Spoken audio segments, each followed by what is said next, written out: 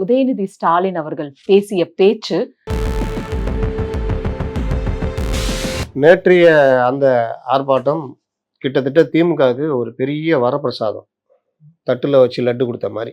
காவிரி சொன்ன சொல்லும் போது அவங்க அந்த நடிகை பேரை கத்துனோன்னா இந்த வார்த்தையை சொல்றாரு. அந்த வார்த்தையை சொல்லிட்டே அப்படியே போயிருந்தாருன்னா நமக்கு எந்த பிரச்சனையும் இல்லை.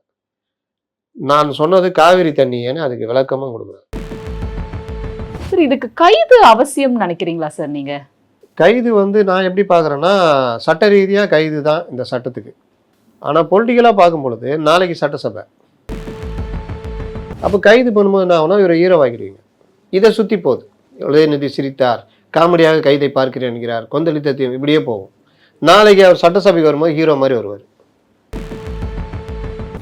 ஒரு விஷயம், அவர் நேரடியா எந்த பேர் சொல்லல, இது ஒரு டபுள் மீனிங்ல வரும் பொழுது இன்டர்பிரிட்டேஷன் தானேன்னு அவங்க சொல்றதுக்கு வாய்ப்பு அவங்க வாதத்துல வைப்பாங்க. அதனால இன்னைக்கே கூட அவருக்கு ஜாமீன் கிடைச்சிடும், சொல்ல முடியாது. நம்ம பேசுற அந்த நேரத்துல கூட அவருக்கு ஜாமீன் கொடுத்துட்டு கண்டிஷன் பேர் கொடுத்துருவாங்க. இப்ப நாளைக்கு பட்ஜெட் தாக்கல் இருக்கு, சட்டசபை கூட போகுதுங்கிற நேரத்துல இந்த மாதிரி ஒரு கைது நடவடிக்கைய பல கட்சிகள் கண்டிச்சிருக்காங்க, அரசியல் இருக்கு அப்படிங்கிறதையும் சொல்லியிருக்காங்க. உதயநிதி பேசினதுக்கான அவமானத்தை இந்த 1.5 நாள் அனுபவிக்கிறார். கடுமையான கண்டனம் வருது, எல்லா தரப்புல இருந்தும் கண்டிச்சாங்க. கைது பண்ணி நீங்க அவரை ஹீரோவாக்குறீங்க. ஏன் இந்த அவசரம், ஏன் இந்த கோபம்? அனைத்து கட்சி கூட்டம் நடத்துறதுனால தாவேக்காக அரசியல் ரீதியா லாபம். சரி, அப்ப ஏன் அவங்க பண்ணல? அவ்வளவுதான் நாலேஜ்.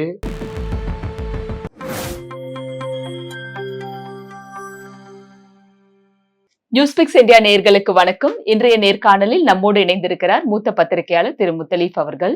சார் வணக்கம். வணக்கம் சார், நேற்றைய தினம் தஞ்சாவூர்ல காவிரி நதிநீர் தொடர்பாக திமுக நடத்திய ஆர்ப்பாட்டத்துல எதிர்க்கட்சி தலைவர் உதயநிதி ஸ்டாலின் அவர்கள் பேசிய பேச்சு கண்டனத்துக்குரியதா பார்க்கப்பட்டது. அதுல அவர் கைதும் செய்யப்பட்டிருக்காரு. இப்ப அந்த வழக்கு போற போக்கு எப்படி இருக்கு சார்? அதுக்கு முன்னாடி அவர் ஏதாவது டிகே சிவகுமார் ஏதாவது கண்டிச்சு பேசினாரு? காவிரி நதிநீர் பத்தி எல்லாமே பேசிட்டு இருந்தாரு. 4.5 டிஎம்சி விடணும்னு ஆணையம் சொன்ன பிறகு நீ விடாம இருக்கிறீங்க அப்படின்னு ஏதாவது கண்டிச்சு பேசினாரா? பேச மாட்டார். நேற்று பேசினது எல்லாமே இந்த சைடு, தாவேக அரசு செயல்படாமல் இருக்கு அப்படின்னு. நேற்றைய அந்த ஆர்ப்பாட்டம் கிட்டத்தட்ட திமுகவுக்கு ஒரு பெரிய வரப்பிரசாதம். தட்டுல வச்சு லட்டு கொடுத்த மாதிரி. டெல்டா மாவட்டத்தில் அவங்க படுஸ்ட்ராங், விவசாயிகள் பிரச்சனை ப்ளஸ் இவர்கள் அனைத்து கட்சி கூட்டத்தை கூட்டலை. அந்த சட்டமன்ற தீர்மானத்தை நிறைவேற்றினதை கொண்டு போய் கொடுக்கறதுக்கு ஒரு ரெப்ரசன்டேட்டிவ் போட்டு அனுப்பலை. அனைத்து கட்சி கூட்டம் நடத்தி அதில் ஒரு ரெப்ரசன்டேட்டிவ்ஸை அனுப்பணும், அதையும் செய்யலை. இவருக்கு 4.5 டிஎம்சி தண்ணி விட மாட்டோம், மேல்முறையீடு போகும்னு சொன்னப்போ கண்டிக்கலை. பேச்சுவார்த்தைக்கு அவர் கூப்பிடல, இவர் தான் போகிறேன்றார். அப்புறம் அவர் வர வேணான்ட்டார். இந்த மாதிரி விவகாரங்கள்லாம் 4.5 டிஎம்சி தண்ணி தரமாட்டேன் அப்படின்னு அவர் சொல்லும் போதே கண்டிச்சு நான் பேச்சுவார்த்தைக்கு நான் போகல, ரத்து பண்ணுறேன்னு சொல்லியிருக்கணும். இந்த மாதிரி எல்லா விஷயத்துலையும் மைனஸ் மைனஸ் மைனஸ் மைனஸ் அப்படின்னு தாவேகா கவர்மெண்ட்டு மைனஸ். அப்போ இந்த விவகாரத்தில் திமுக உள்ளிட்ட எல்லாருமே, அன்புமணி ராமதாஸ், அந்த கூட்டணி கட்சியில் இருக்கிறவங்க எல்லாருமே இந்த விவகாரத்தை கண்டிச்சாங்க. கர்நாடகாவை கண்டிச்சாங்க. தமிழ்நாடு கவர்மெண்ட்டு அனைத்து கட்சி கூட்டத்தை கூட்டணும், இந்த விவகாரத்தில் அழுத்தம் கொடுக்கணும். முதல்வர் ஏன் மௌனமாக இருக்காரு? அவர் அறிக்கை விடணும். ஏன் இதெல்லாம் சொல்கிறாங்க? அவங்க என்ன எதிர்கட்சி அரசியல் பண்ணணும்னு சொல்கிறாங்களா? அனைத்து கட்சி கூட்டம் கூட்டுறன்றது காவிரி பிரச்சனையில் எங்களுக்குள்ள 1000 சண்டை இருந்தாலும் காவிரி பிரச்சனையை பொறுத்த வரைக்கும் எங்களுடைய குரல் ஒரே குரல்.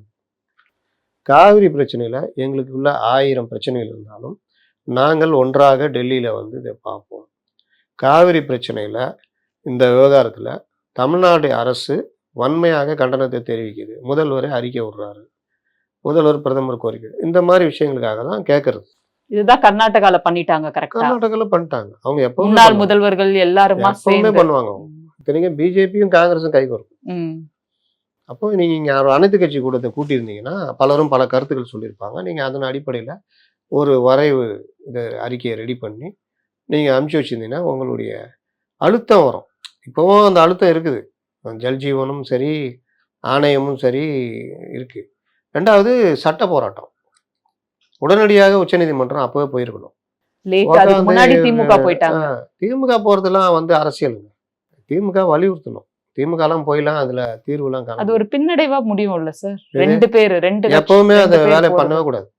நீங்க கோர்ட்ல போயிட்டு தேவையில்லாத இந்த வேலைலாம் பண்ணீங்கன்னா இது சில பேர் கெடுக்கிறதுக்குன்னே போடுவாங்க. கோர்ட் வழக்குகள் பெரும்பாலும் அப்படிதான் நடக்கும். அப்போ அந்த மாதிரி விவகாரத்துல திமுக வந்து கேம் விளையாடுச்சு. அதை நேத்து கூட கண்டிச்சாங்க. அப்புறம் இப்போ அவங்க போயிருக்காங்க வழக்கு. அதனால இந்த விவகாரத்தை எல்லாமே ஒரு தங்கத்தட்டுல வச்சு கொடுத்த மாதிரி கொடுக்குறாங்க. நான் ஏற்கனவே பல முறை பதிவு பண்ணியிருக்கேன். வருங்கால அரசியல் 3 பேரை சுத்தி தான் இருக்கும். ஏடிஎம்கே பண்ற அரசியல் பார்த்தா எனக்கு என்னமோ அவரு அடுத்த கட்டத்துக்கு நகர்த்துவாரோ அப்படின்ற சந்தேகம் இப்போ வரைக்கும் இருந்துட்டே இருக்குது. அப்போ அண்ணாமலை புதுசா கட்சி ஆரம்பிக்கிறார். டேட்டாஸு மற்ற விஷயங்கள் பேசுறதுல அண்ணாமலை கில்லாடி. ஒவ்வொரு விஷயத்தை எப்படி கொண்டு போகணும்னு. இப்போ அண்ணாமலை ஒழுங்கா இயக்கம் நடத்தினா அண்ணாமலை இயக்கம் நிற்கும். அடுத்து விஜய் எடுத்துக்கிட்டிங்கன்னா அவர் ஆல்ரெடி ஆட்சியை பிடிச்சிட்டாரு. அவர் டிஃபென்ஸ் முதலமைச்சராக அவர் டிஃபென்ஸ் மோடில் தான் இருப்பார். அப்போ அஃபென்ஸ் மோடில் அண்ணாமலையும் இந்த சைடில் யாருக்கு வாய்ப்புனா உதயநிதி இளைஞர். அப்போ உதயநிதி என்ன பிரச்சனை அப்படின்னு பார்த்தீங்கன்னா அந்த கட்சி படு ஸ்ட்ராங்கு அமைப்பு ரீதியாக அந்த கட்சி கடுமையான ஒரு இது இருக்குது. அது கலைஞரை பலரும் வளர்த்து விட்டு போன ஒன்று. ஆனால் அதனுடைய தலைவராக மேலே உக்காந்துட்டு இருக்கிறது படு வீக். வீக் மேன் இந்த ஸ்ட்ராங் பார்ட்டி, இந்த ரைட் மேன் இந்த ராங் பார்ட்டின்னு சொன்னார் வாஜ்பாய் அவன் தாத்தா. ஆனால் அந்த ராங் பார்ட்டி கூட தான் அவர் கூட்டணி வச்சார். ஆனால் அந்த வசனத்தை சொன்னார். அப்போ யாரும் அவரை கேள்வி கேட்கல. அந்த மாதிரி இவர் வீக் லீடர் இந்த ஸ்ட்ராங் பார்ட்டி. அப்போ வீக் லீடர்னா இவர்கிட்ட நம்ம அவருடைய விமர்சனம் என்னன்னா, நீங்கள் எந்த ஒரு சப்ஜெக்ட்லேயும் நீங்கள் தெளிவாக பேசுறதில்ல. ஒரு ரிசர்ச் பண்ணி ஒரு டேட்டாஸ் தரவுகளோட ஒரு எதிர்க்கட்சி தலைவராக பேசுறது கிடையாது. நீங்கள் டெப்டி சிஎம்மாக இருக்கும்போதே நீங்கள் வந்து ரொம்ப இலகுவாக தான் இந்த அரசியலெல்லாம் அணுகிட்டு இருந்தீங்க. உங்களுக்கு கிடைச்ச வாய்ப்பு எல்லாத்தையும் கோட்டை விட்டீங்க. நீங்கள் உங்களுடைய ஒர்க்கே பண்ணல, டெப்டி சிஎம்மாக பண்ணல. ஏன்னா அது உங்களுக்கு ரொம்ப ஈஸியாக கிடச்சிச்சு. அதனால் நீங்கள் அதை வந்து ஒரு பெரிய இதாக நினைக்கல. ஏதோ ஆஃபீஸ் போகிற மாதிரி கூட நீங்கள் அந்த ஒர்க்கை பண்ணலன்றது தான் நம்முடைய விமர்சனம். அது இவர் இப்படிப்பட்ட ஒரு எதிர்க்கட்சி தலைவராக முதல் தடவையாக சட்டமன்றத்தில் பேசும்பொழுதும் அன்பார்லிமெண்ட்ரி வார்டெலாம் பல இது பேசுகிறார். சோபா மாடல் அரசு, அதாவது மேடைகளில் பேசலாம். இதே எதிர்க்கட்சி தலைவர் மேடைகளில் பேசலாம். அதை கொண்டு வந்து மேடைகள்லையும் பேசுகிறாரு, 1 மாதம் பேசிகிட்டு இருக்காரு. அதை கொண்டு வந்து சட்டசபையிலையும் அதே தான் பேசுகிறாரு. புதுசாக சட்டசபையில் அவருக்கான ஒரு உரைனா எப்படி எதிர்பார்க்குறது இல்லை. அப்போ இவர் எந்த ஹோம்ஒர்க்கும் பண்ணிட்டு வரல அப்படின்னு தெரியுது. இன்னொன்று இவருடைய உரை வந்து இவர் தயாரிக்கிறது கிடையாது. பொதுவாக எல்லா தலைவர்களும் இப்போ அந்த மாதிரி தயாரிக்கிறது இல்லை. யாரையாவது விட்டு தயாரிக்க விடுவாங்க. அதுலேருந்து அவங்க கொஞ்சம் கூடுதலாக பேசுவார்கள் பாயிண்ட்ஸ் வச்சுக்கிட்டு. இப்போ எடப்பாடி பழனிசாமினா டேட்டாஸ் எடுத்துகிட்டு அதுலேருந்து பேசுவார். அன்புமணிலாம் அவரே டேட்டாஸ் டீம் இருக்குது. அவரும் அதில் ரொம்ப நாலேஜபிள் பர்சன். நீங்கள் கையில் குறிப்பே இல்லாமல் நீங்கள் ராம் சார்லாம் பேசலாம் பார்த்துருக்கீங்க. இப்போ அந்த மாதிரி அண்ணாமலை நம்ம ஏற்கனவே சொல்லிட்டோம். ஆனால் இவர் வந்து ஒரு அடுத்த விஷயத்த பேசுறது கூட அவருக்கு பேப்பர் தேவைப்படுது. சரி எழுதி வாங்குறீங்கன்னா ஒரு நல்ல ஆளாக வச்சுக்கிட்டு நல்ல ஒரு நாலேஜபிள் ஒரு அறிக்கையை நீங்கள் சட்டசபையில் படிக்கிறீங்கன்னா பாராட்டலாம். அந்த மாதிரி இல்லை. அப்போ இவர் அதில் அடுத்த கட்டத்துக்கு இவர் நகர்த்தி கொண்டு போவாரா அப்படின்னு ஒரு சந்தேகம் இருந்தது. நீங்கள் நினச்ச சந்தேகம் கரெக்டு தான் அப்படின்ற மாதிரி அவர் நேற்றைய இது நல்லா தான் ஸ்டார்ட் ஆச்சு. எல்லா தலைவர்களும் பேசுனாங்க. பொன்னியின் செல்வன் ஆற்றல் மிகு தலைவர்லாம் இவருக்கு பட்டாலாம் கொடுத்தாங்க. எல்லாம் நல்லா தான் தமிழ்முன்னான் சாரி பேசினார். கூட்டணி கட்சிகளே இல்லையே, 2 முஸ்லீம் கட்சிகள் தான் இருக்குது. அவங்களும் பங்காளிகள். அதில் தமிழ்முன்னான் சாரி ஜவஹர்லால் பேசினாங்க, மற்றவர்களும் அதை பேசினாங்க. எல்லாருடைய இதுவும் விஜய் விஜய் விஜய் இப்படி தான் போச்சு. கர்நாடகாவை கண்டித்து எதாவது பேசுவாங்களாம் நான் பார்க்குறேன், இல்லை. அப்போது இதெல்லாம் வந்து கர்நாடகாவில் நோட் போட்டு போவோம். அவங்க உளவு பிரிவு மற்றெல்லாம் பார்ப்பாங்க. அப்புறமா இவர் மைக் பிடிச்சார். பிடிச்சிட்டு பேச ஆரம்பித்தார். வழக்கமான அதே பாணி தான். டம்மி அரசு, ரீல்ஸ் முதல்வர், இப்படி தான் பேசிட்டே வந்தார். சரி இவர் மாறல. காவிரி இஷ்யூ பேசணுன்னா அவ்வளோ விஷயங்கள் இருக்குது பேசுறதுக்கு. எங்கெங்கெல்லாம் அது நடந்திருக்குது. அந்த ஆணையத்தையே மதிக்க மாட்டேங்கிறாங்க. மத்திய அரசு புடின்னு பிடிக்கலாம். ஏன்னா டபுள் கேம் ஆடுறாங்க அங்கே தேர்தலுக்காக. அது எதுவுமே பண்ணல. அதை ஜவஹர்லாவை யாரை தான் பேசுனாங்கன்னு நினைக்கிறேன். கடைசியில் தான் இந்த மேட்டருக்கு வந்து பேசுகிறாரு. இவர்கள் வந்து எதுவுமே தெரியாது, அதுக்கு பதிலாக இவங்க என்ன செய்வாங்க தெரியுமா அப்படின்னு ஆரம்பிக்கிறாரு. எல்லாம் வேற மாதிரி எடுத்துக்கிட்டு நடிகை பேரை கத்துறாங்க. இவர் திமுக நம்ம மேலே வழக்கு போடுன்ற சொல்ல வர்றாரு. அதுதான் சொல்றாரு. சொல்லும் போது அவங்க அந்த நடிகை பேரை கத்துனோன்னா இந்த வார்த்தையை சொல்றாரு. அந்த வார்த்தையை சொல்லிட்டே அப்படியே போயிருந்தாருன்னா நமக்கு எந்த பிரச்சனையும் இல்லை. நான் சொன்னது காவிரி தண்ணியேன்னு அதுக்கு விளக்கமும் கொடுக்குறாரு. நம்ம சில பேர் இந்த விவேக் ஜோக்லலாம் வரும். விவேக் அற்புதமான கலைஞர். சில இடங்கள்ல அவர் எனக்கு பிடிக்காது. இரட்டை அர்த்தன வசத்துல சொல்லிட்டு, நான் இதை சொன்னேன் அப்படின்ட்டு மாத்திருவார். அந்த மாதிரி நேத்து அவர் பண்ணார். ஏன்னா, அவரை பொறுத்த வரைக்கும் அவர் கூட இருக்கிற அந்த வச்சுக்கிட்ட கூட்டங்கள் வந்து இந்த மாதிரி விஷயங்கள்ல, அதாவது டிஎம்கே, டிஎன்ஏலயே வந்தவங்க அப்படியே தான். அப்போ அவரு எடப்பாடி பழனிசாமியை ரொம்ப கேவலமா பேசுனது, தொடர்ந்து தன்னுடைய தந்தை வயது உள்ளவரை பேசுனது, ஒரு கட்டத்துல சசிகலா சேலைக்குள்ள போயிட்டான்ற மாரி பேசுனது சர்ச்சைக்கு உள்ளாச்சு. அதற்கு பிறகும் இந்த எதிர்க்கட்சியில வெளிநடப்பு பண்ணும்போது, அப்பா எங்க காணோம்னு கேட்டப்போ, அதுக்கும் அவரு பேசுனது, அவரு கேட்டது பொலிட்டிக்கலா. உங்க அப்பா தோத்துட்டாரு, சட்டசபையில இல்லைன்னு கேட்கிறாரு. அதுக்கு பொலிட்டிக்கலா தான் நீங்க பதில் பேசணும். இவரு தனிப்பட்ட வாழ்க்கையை இழுத்து சொன்னாரு. அதுவே வந்து ஒரு எதிர்க்கட்சி தலைவருக்கான ஒரு அந்தஸ்து கிடையாது. இப்படிதான் போய்க்கிட்டே இருந்தது. நேத்து அந்த காவிரி போராட்டத்துடைய மொத்த வீச்சும் வீணடிக்கப்பட்டது. அங்க இருந்த அவ்வளோ பேருடைய உழைப்பு, இதெல்லாம் இது எல்லாம் பின்னுக்கு போயிட்டு, இவர் பேசின விஷயம் முன்னாடி வந்துச்சு. அதற்கு அகில இந்திய அளவு வரைக்கும், ஆங்கில ஊடகங்கள் வரைக்கும் அதை அவன் நல்லா எலாபரேட் பண்ணி வேற பேசி காமிக்கிறான். நான் பார்த்துன்னே இருந்தேன். இது சாதாரணமா சொல்றான். அப்புறமா என்ன பேசுனாங்கன்னு அப்படியே சொல்றான். அதுக்கு அர்த்தம் இதுதான்னு வேற சொல்றான். என்டிடிவில. அப்போ இந்த மாதிரி ஒவ்வொரு சேனலும் ஆங்கில சேனல்லாம் இது ஏற்கனவே அந்த ஒரு ஆங்கில நாளிதழ்ல ஒரு பையன், ரிப்போர்ட்டர் பையன் தான் எழுதி கொடுத்துருக்கான். அவனுக்கு ஜாலி போல. சனாதனம் என்பது டெங்கு, மலேரியா போன்றது, ஒழிக்கப்பட வேண்டியது. இவர் படிச்சுட்டார். இவருக்கு என்ன? அது இப்ப சட்டசபையில கூட அவரு சொன்னாரு இல்லையா? ரெண்டுக்கு வித்தியாசம் இருக்கு. சொல்ல வரேன். பேசினோன்னே இந்தியா முழுவதும் பல நீதிமன்றங்கள்ல வழக்கு. உச்சநீதிமன்றத்துக்கு இவர் போய் ஒரே வழக்கா மாற்றணும். அதை கர்நாடகாவிலேயோ அல்லது தமிழ்நாட்டிலேயோ ஆந்திராவிலேயோ நடத்தினா நல்லாயிருக்கும். வச்சு செஞ்சு விட்டாங்க உச்சநீதிமன்றத்தில். நீ பேசுறதுக்கு நாலாந்தர பேச்சாளர் கிடையாது. நீங்கள் ஒரு துணை முதல்வர். அப்போ வார்த்தைகள் அமைச்சர்ன்ற முறையில் பார்த்து தான் பேசணும். ஒரு பெருவாரியான மக்களுடைய நம்பிக்கைக்கு எதிராக பேசும்பொழுது பார்த்து பேசணும் அப்படின்னு பேசி அதெல்லாம் மாற்ற முடியாதுன்ட்டாங்க. நீங்கள் கேட்ட சட்டசபையில் பேசணுன்னு கூட வெளியில் ரொம்ப பேர் சொன்னாங்க. இன்னும் இப்படி பேசிட்டு மறுபடியும் பேசுகிறாரு, வழக்கு வரும்னு. சட்டசபை, பார்லிமெண்ட்டு ரெண்டும் வந்து கவசம் மாதிரி. அதுக்குள்ளே நீங்கள் என்ன வேணால் பேசலாம். அதை வைத்து வெளியே வழக்கு போட முடியாது.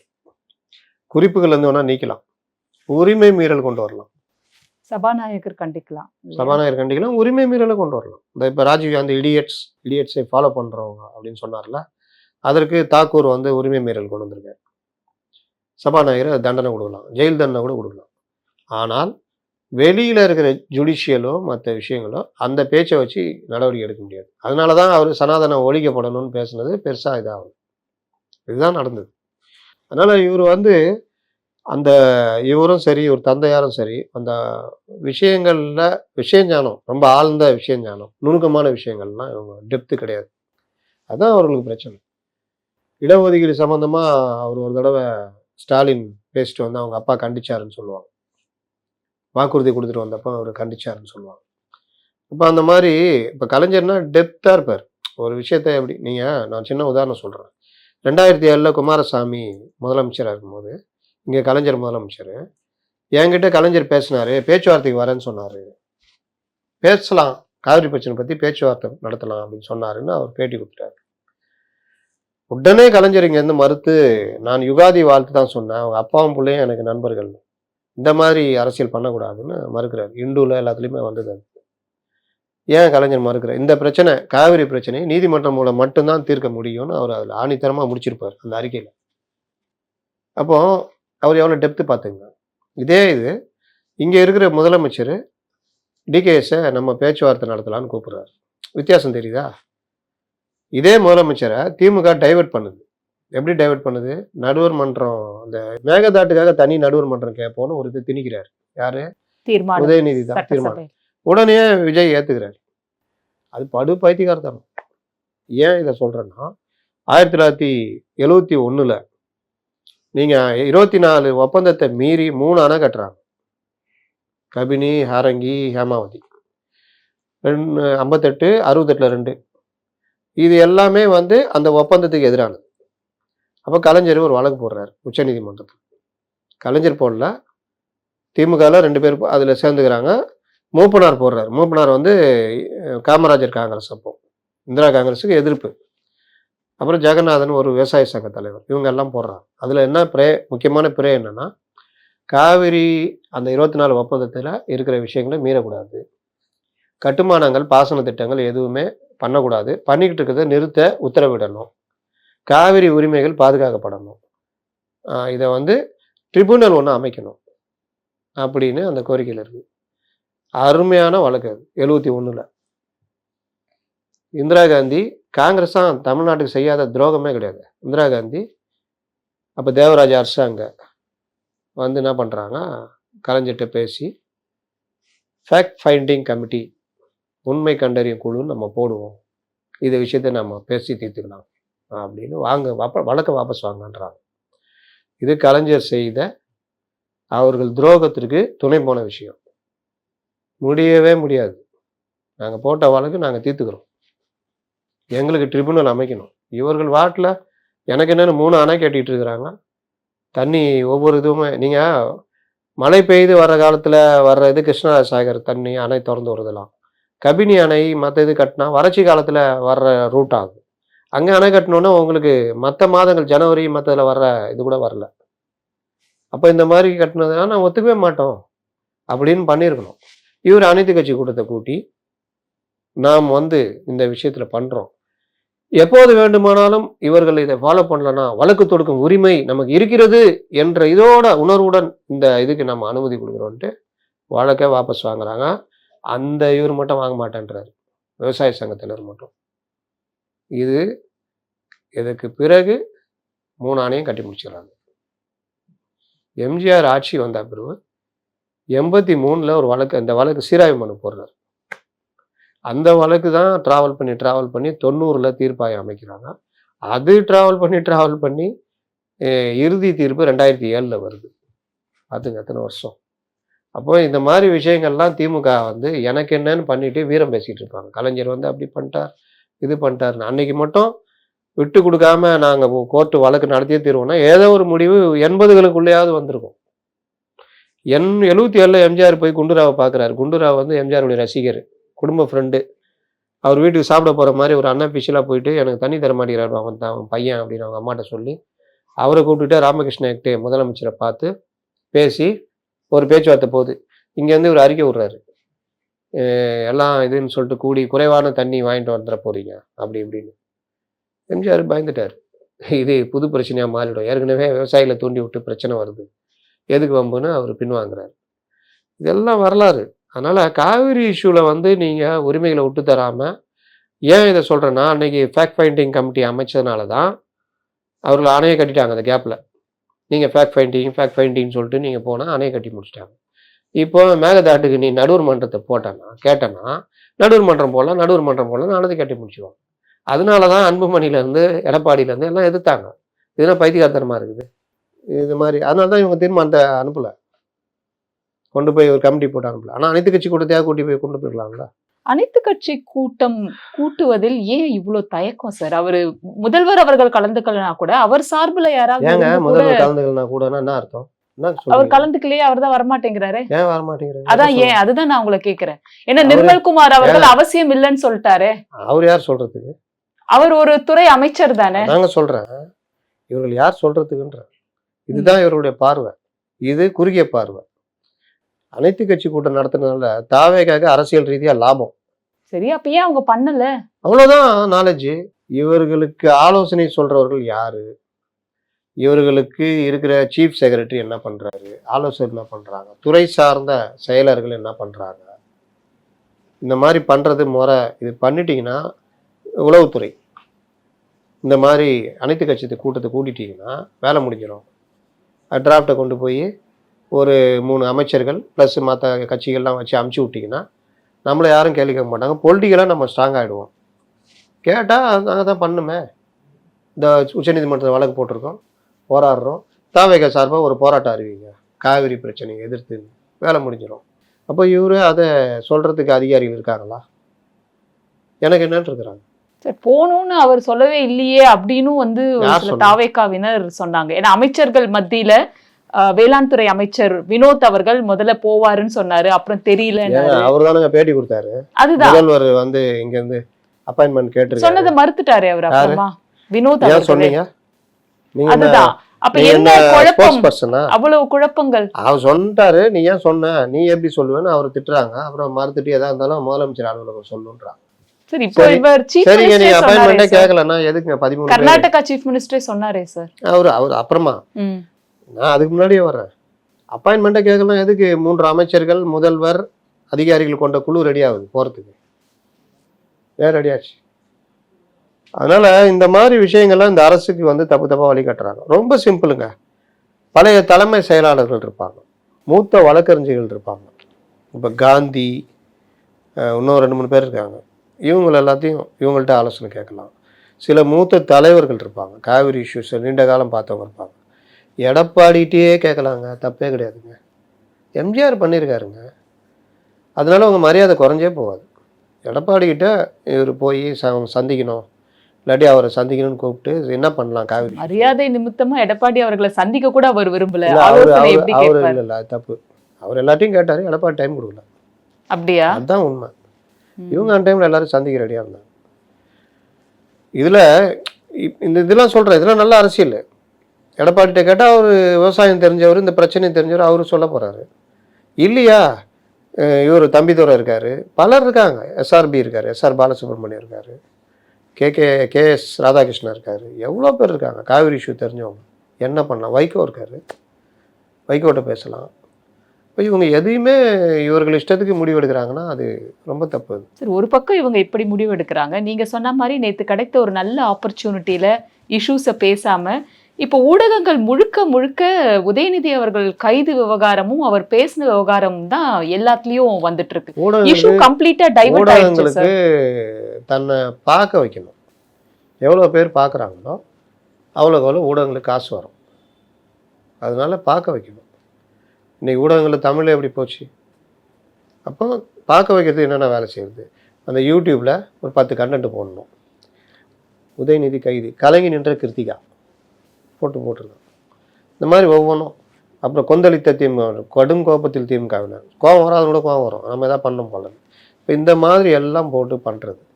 இதில் யாராவது இந்த விஷயத்தை நீங்கள் இது எடுப்பாங்கல்ல, ஃபோனோ எடுப்பாங்கல்ல, இன்றைக்கி எதாவது எடுத்தாங்களா?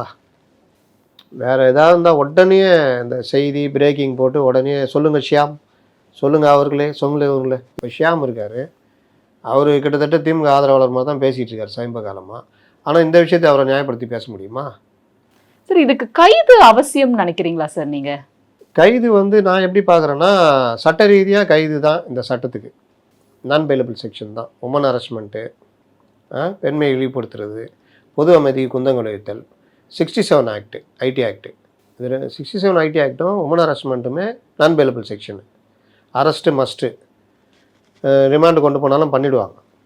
ஆனால் பொலிட்டிக்கலாக பார்க்கும் பொழுது நாளைக்கு சட்டசபை, இவர் எதிர்கட்சி தலைவர், இவர் பேசுனதுடைய விளைவை இன்று முழுவதும் அனுபவிச்சுட்டு இருக்காரு. நேற்றுலேருந்து கடுமையான கண்டனங்கள் வந்துகிட்டு இருக்குது. இதை அப்படியே மெயின்டைன் பண்ணிட்டு போகணும். அப்போ கைது பண்ணும்போது என்ன ஆகுனா, இவரை ஹீரோ ஆகிடுவீங்க. இதை சுற்றி போகுது. உதயநிதி சிரித்தார், காமெடியாக கைதை பார்க்கிறேன் என்கிறார், கொந்தளித்த தீம், இப்படியே போகும். நாளைக்கு அவர் சட்டசபைக்கு வரும்போது ஹீரோ மாதிரி வருவார். புரியுதா? சார், அவர் இன்னொன்று கட் காப்பி பேஸ்ட் பண்ணப்பட்ட வீடியோ அது அப்படிங்கிறாரு. திமுககாரங்களுக்கு சமாளிக்கிறது சொல்லி தரணுமாங்க? நாடாவின் முடிச்சியா விழுத்து பாவாடை விலைக்கினால் உள்ளே இருப்பது திராவிடன்னாரு. அப்புறம் நான் ஃபைலை சொன்னேன்னாரு. ஃபைல் இருக்குல்ல, எந்த ஃபைலு? ஃபோல்டிங் ஃபைல் ஒன்று இருக்குமே. அதனால் இதெல்லாம் வந்து அவங்களுக்கு ஒரு மேட்டரே கிடையாது. இது இவர்கள் டிஎன்ஏல ஊர்னது. 50 ஆண்டு காலமாக நாம் இதை பார்த்து வருகிறோம். சமாளிச்சு ஃபைங்கிறது அவங்க ரத்தத்தில் ஊர்னது. அவர் என்ன சொல்கிறாரு? கட் காப்பி பேஸ்ட்டுன்றாரு. அப்புறம் அவர் இன்னொருத்தர் சொல்கிறாரு, என்ன அவங்க என்ன பெரிய பிரதமரா? இந்த ஆணவ துணிலாம் எப்படிங்க வருது சொல்லுங்கள்? நான் பேசலை, கட் காப்பி பேஸ்ட்டுன்னு உதயநிதி சொல்கிறார். ஆர்எஸ் பாரதி என்ன சொல்கிறாரு? அவங்க என்ன பிரதமரா இல்லை ஜனாதிபதியா? அவங்கள பற்றி பேசக்கூடாதா அப்படின்னு அவர் கேட்குறாரு. இப்படி இந்த இது இருக்குல்ல, நீங்கள் பார்த்தீங்கன்னா பட்டியலின ஜட்ஜிங்களுக்கு, பட்டியலினத்தை சேர்ந்தவங்களுக்கு ஜட்ஜி பதவி கிடச்சி திமுக போட்ட பிச்சைன்னு பேசினார் அவர். என்ன பார்வை இது? அதே மாதிரி ஆனந்த வெங்கடேஷ் ஜட்ஜ்மெண்ட்டை வந்து அவருடைய சமூகத்தை சொல்லி இது பண்ணி ஜட்ஜ்மெண்ட் இது பண்ணதுக்கு பிரச்சனையாச்சு. இந்த மாதிரி இவர்களுக்கு வந்து நீதிபதிகளையே இவர்கள் பேசுவார்கள். அப்போ சாதாரண மக்களோ மற்றவர்களோ எந்த மூலை? ஆனா 12 மணி வரை கைது செய்ய வேண்டாம் என்று நீதிபதி அறிவுறுத்தி இருந்தாரு. அதை மீறி கைது பண்ணியிருக்காங்களா? விசாரணை கூட்டு போகிறாங்க. ம். இல்லை அந்த ஆர்டர் காப்பி வரட்டும். ஆர்டர் காப்பி வரலையே, யார் சொன்னா? ம். 12 மணி வரைக்கும் கைது செய்ய தடைன்னு யார் சொன்னா? அறிவுறுத்தல். அதான் அறிவுறுத்தல், உத்தரவு கிடையாது. உத்தரவு இல்லை, அறிவுறுத்தி இருக்கிறார் நீதிபதி. சரி, அறிவுறுத்தி இருக்காரு. யார் சொன்னா இது? நீதிமன்றத்தில் எனக்கு காப்பி வந்துச்சா? வரலல்ல. நான் அரெஸ்ட் வாரண்ட்டு கொண்டு வந்திருக்கேன், கூட்டு போகிறேன். சரி, இந்த வழக்கு நிக்குமா கோர்ட்ல? வழக்கு நிற்குமா நிற்காதான்றதுலாம் ரெண்டாம் பட்சங்க. ஏன்னா நீங்கள் எந்த டாஸ்மாக்கு இதுக்கே போய் தடை வாங்கி கண்ணுக்கு எதிரில் மணல் பல விஷயங்கள் இதோட அவ்வளோதான் இவங்க அப்படின்னா ஒன்றுமே இருக்காது. ஒன்று இங்கே கரெக்ட் பண்ணியிருப்பாங்க, லஞ்ச ஒழிப்புத்துறை வழக்கு வாபஸ் வாங்கிடும். இல்லைன்னா டெல்லியிலேருந்து எதுவுமே பண்ண மாட்டாங்க. இந்த நீங்கள் செந்தில் பாலாஜி வழக்கு ஹியரிங் போகிறதுக்கே இன்னும் பர்மிஷன் கொடுக்காம இருக்கார் கவர்னர். அப்போ இவர்கள் வந்து பாசிச கட்சி பாஜக அதுன்னு பேசுகிறாங்க. ஏன் இன்ன வரைக்கும் பாஜக அந்த கவர்னர் ஏன் பர்மிஷன் கொடுக்க மாட்டேங்கிறாரு? இந்த வழக்கு டிரான்ஸ்ஃபார்மர் வழக்கு அதுக்கும் பர்மிஷன் கொடுக்கணும். ஏன் இது வரைக்கும் வரல? கேஎன் நேரு வழக்கு இடி கேட்டுக்குச்சு வழக்கு போடுங்கன்னு. அதுக்கப்புறம் ஏன் இடி மூவ் பண்ணவே இல்லை? இந்த கவர்மெண்ட் வந்தோன்னா வழக்கு போட்டுச்சு, எஃப்ஐஆர் போட்டுச்சு. ஏன் இப்போ வரைக்கும் இடி மூவ் பண்ணல? அப்போது சாதாரண மனிதனுக்கான சட்டம் வேறு, வசதி படைத்தவர்களுக்கு அரசியல்வாதிகளுக்கான சட்டம் வேறு. இவருடைய சட்ட பிரகாரம் 2 மாதம் வெளியே வர முடியாது. அரெஸ்ட் ஆனார்னா ஜாமீன் கிடைக்காது. உமன் அரெஸ்ட்மெண்ட்டு இதெல்லாம் கீழமை நீதிமன்றத்தில் ஜாமீன் மறுக்கப்படும். 2 தடவையாவது கீழமை நீதிமன்றத்தில் அப்ளை பண்ணணும். அதுக்கப்புறம் செஷன்ஸ் கோர்ட்டு போய் அங்கே கொடுத்தா உண்டு. இதுக்கே ஒரு விஷயம், அவர் நேரடியா எந்த பேர் சொல்லல, இது வந்து ஒரு டபுள் மீனிங்ல வரும் பொழுது இன்டர்பிரிட்டேஷன் தானேன்னு அவங்க சொல்றதுக்கு வாய்ப்பு அவங்க வாதத்தில் வைப்பாங்க.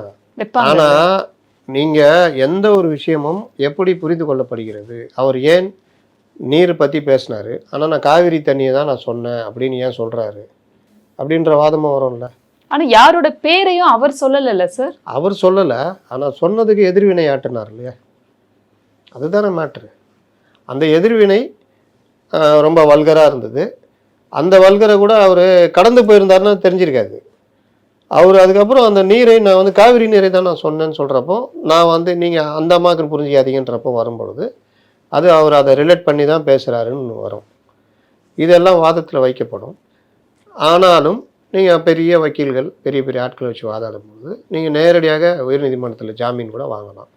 ஏன்னா நீதிமன்றங்களும் சில நேரம் இந்த மாதிரிலாம் பார்க்கும். முக்கியத்துவம், சூழ்நிலை, பெரிய கலவரம் ஆகும். அங்கே பாருங்கள், அதான் யார் பண்ணுறா? திமுககாரங்க பண்ணுறாங்க, பொதுமக்களாக பண்ணுறாங்க. அப்போ இந்த மாதிரி விவகாரங்கள்லாம் எப்போவுமே நீதிமன்றங்கள் அதையும் கணக்கில் எடுத்துக்கணும். அதனால் இன்றைக்கே கூட அவருக்கு ஜாமீன் கிடைச்சிரும், சொல்ல முடியாது. நம்ம பேசுகிற அந்த நேரத்தில் கூட அவருக்கு ஜாமீன் கொடுத்துட்டு கண்டிஷன் பெயில் கொடுத்துருவாங்க. செந்தில் பாலாஜி கொடுக்கலையா? தலைமறைவாக இருக்கிறாங்க, அதுக்கப்புறம் போய் அணுகிறாங்க. செந்தில் பாலாஜி கொடுத்தா கூட எம்எல்ஏ ஏதோ ஒரு கட்சி தலைவர்னு சொல்லலாம். அசோக்குமாருக்கு எது கொடுக்குறாங்க? அசோக்குமாருக்கு ஏற்கனவே ஒரு ரெக்கார்டு இருக்குது. தலைமறைவாக இருந்து கடைசி வரைக்கும் வரவே இல்லை. சார்ஜ் ஷீட் போட்ட அப்புறம் தான் வர்றாருன்னு. அவருக்கு எப்படி கிடைக்கிது ஜாமீன், முன்ஜாமீன்? இந்த மாதிரி தான். அதனால் நான் வந்து கையெழுத்து போட வரமாட்டேன்னு செந்தில் பாலாஜி லெட்டர் எழுதுறாரு. ஒரு அக்யூஸ்டு இந்த மாதிரி கண்டிஷன் பெயிலில் இருக்கிறாள், நான் போலீஸ் ஸ்டேஷன் வரமாட்டேன், வந்தால் வேறு வழக்கில் கைது பண்ணுவாங்க, அதனால் நான் வரமாட்டேன் அப்படின்னு கமிஷனர் கடிதம் எழுத முடியுமா? அதனால் சட்டம் வந்து எல்லாருக்கும் பொதுவானது. சில இடங்களில் மட்டும்தான் போட்டுக்கணும். ஏன்னா உங்களுக்கு பலமான வழக்கறிஞர்கள், அப்புறம் ஒரு சமூகம்னா அரசியல்வாதியில் பெரிய இடத்துல இருக்கார், இவரை கைது பண்ணால் அந்த பிரச்சனை வரும், அப்படி இந்த மாதிரி பல விஷயங்கள். அப்புறம் வாதத்துக்குள்ளே வாதம். இப்போ நீங்கள் சொன்ன மாதிரி அதில் நுணுக்கமாக எடுத்துகிட்டு போய் ஜட்ஜியே குழப்புவாங்க. குழப்பி இதில் உமன் அரெஸ்ட்மெண்ட்டே வராது, எந்த பெண்ணையும் பேர் சொல்லி இவர் வந்து பேசலை, அதனால் இது உமன் அரெஸ்ட்மெண்ட்லேயே வராது அப்படின்னு கொண்டு போவாங்க. அவர் பேசுனது சாதாரண விஷயம். அதுக்கப்புறம் பாருங்கள் எந்த இதுவும் நடக்கலை, ஆனால் பொது அமைதி குந்தாங்கன்னு கைது பண்ணுறாங்க. இது எப்படி சரியாக இருக்கும்? அவர் ஒரு மதிப்புமிகு பொறுப்பில் இருக்கிறவர், அவர் அப்படி பேச மாட்டார். இதுக்கு பின்னாடி ஒரு அரசியல் இருக்குது அப்படின்னு இவங்க தரப்பில் வாதாடுவாங்க. இப்ப நாளைக்கு பட்ஜெட் தாக்கல் இருக்கு, சட்டசபை கூட போகுதுங்கிற நேரத்துல இந்த மாதிரி ஒரு கைது நடவடிக்கைய பல கட்சிகள் கண்டிச்சிருக்காங்க, அரசியல் இருக்கு அப்படிங்கிறதையும் சொல்லியிருக்காங்க. இது தாவேகாக்கு எப்படி மாறும் சார்? தாவேகா எதிரா கிட்டத்தட்ட மாறுமா? 91, 96 ஜெயலலிதா கவர்மெண்ட்ல இந்த அவசரப்பட்டாங்கல்ல சில கைதுகள்லாம், அந்த மாதிரி உதயநிதியை உள்ளே வச்சே தீரணும் அப்படின்னு. உதயநிதி பேசுனதுக்கான அவமானத்தை இந்த 1.5 நாளா அனுபவிக்கிறார். கடுமையான கண்டனம் வருது. எல்லா தரப்புல இருந்தும் கண்டிச்சாங்க. கண்டிச்சாங்க. கைது பண்ணி நீங்கள் அவரை ஹீரோவாக்குறீங்க. ஏன் இந்த அவசரம், ஏன் இந்த கோபம்? நீங்கள் இன்னைக்கு இவர் எடப்பாடி பழனிசாமி கண்டிக்கிறார், பேசுனதை கண்டிக்கிறார். ஆனாலும் இது கைது செய்யப்படக்கூடிய அளவுக்கு வழக்கா அப்படின்னு சொல்கிறார். அதிகாரிகள்கிட்ட சொன்னால் 10 வழக்கு பிரிவு போட்டுறாங்க, இந்த பிரிவுலாம் போட்டுறாங்கன்னு. கோர்ட்டில் போனால் அந்த பிரிவு நிற்காது. அப்போ அதிகாரிகளுக்கு அதை பற்றி கவலை இல்லை, மேலே இருக்கிறவங்கள திருப்திப்படுத்தணும்னு. அப்போ பல்பு வாங்கிட்டு வருவாங்க. அப்போ இதை தான் அவர் எடப்பாடி கண்டிக்கிறார். நீங்கள் எடப்பாடியை பற்றி இவர் பேசாத பேச்சு கிடையாது. அதுக்கெல்லாம் நடவடிக்கை எடுத்துக்கணும்னா இவர் 10 தடவை ஜெயிலுக்கு போயிருக்கணும். ஆனால் அவர் பெருசாக டீசெண்டாக இது பண்ணிட்டு போயிட்டார். அந்த மாதிரி பண்ணாதான் உங்களுக்கு பொதுமக்கள் மத்தியில் ஒரு மரியாதை கூடும். எம்ஜிஆரெல்லாம் இவர்கள் பேசாத பேச்சாங்க, எல்லாத்துக்கும் நான் ஜெம்ஜாதி உள்ளே வச்சாரா? ஜெயலலிதாவெல்லாம் இவர்கள் பேசாத பேச்சா? எல்லாத்துக்கும் ஜெயலலிதா நடவடிக்கை எடுக்கலையே.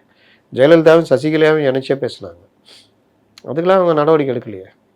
ஏன்னா அவங்க நோக்கம் வேறு, கடந்து போயிடுவாங்க. எங்கே பண்ணணும்னு அவங்களுக்கு தெரியும். இந்த விஷயத்தில் அவர் பேசி 0 ஆனார், இவங்க கைது செய்து ஹீரோ ஆகிட்டாங்க. நாளைக்கே அவர் சட்டசபையில் வரும்போது பெரிய இது மாதிரி காலத்தை விட்டு வருவார். கன்னடம். நன்றி சார், வணக்கம்.